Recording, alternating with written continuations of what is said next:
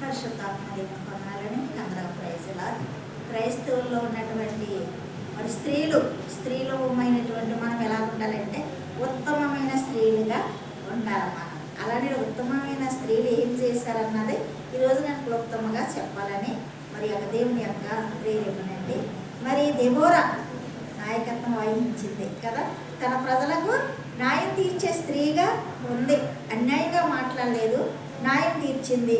మరి యొక్క న్యాయాధిపతులు 4:4లో మరి దెబోరా గురించి చదివినట్లయితే మనకు అర్థమవుతుంది. నిందలు భరించే స్త్రీగా ఉండాలి.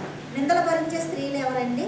మరి కన్యక గర్భవాయి మరి కుమారుని కలిగినప్పుడు అనేక నిందలకు భరించింది. మరి క్రీస్తును మనం సాటించినప్పుడు అనేక రీతిలుగా మనం నిందించేవారు ఉంటారు, కానీ ఆ నిందలు కూడా భరించే స్త్రీగా మనం ఉండాలి. మరి పిల్లలను దేవుడికి అర్పించే స్త్రీగా ఉండాలి. అన్న మరి ఆయన సన్నిధిలో కన్నీరు విడిచి ప్రార్థించినప్పుడు మరి అనుకుంటే నా కుమారుడు పుడితే దేవుడికి అర్పిస్తానని తన అన్న ప్రకారంగా ఆ యొక్క కుమారుని సమూయేలుని దేవుడికి అర్పించింది. చాలామంది ప్రజలు మరి దేవుడు ఇచ్చినప్పుడు తర్వాత హృదయాన్ని మార్చుకుంటారు, దేవునికి అర్పించరు, వేరే వేరే ఉద్యోగాలు కావాలని ఆశిస్తారు కదా, ఆ రీతిగా చేయలేదు. మరి 4వదిగా పశ్చాత్తాపం పొందే స్త్రీగా ఉండాలి. ఎవరు? మగ్దలేని మరియ తన పాపాలన్నీ కూడా ఒప్పుకుంది కదా, మరి పాపం ఒప్పుకునే స్త్రీలుగా ఉండాలి. సువార్త ప్రకటించే స్త్రీగా ఉండాలి. ఎవరంటే? సమరయ స్త్రీ.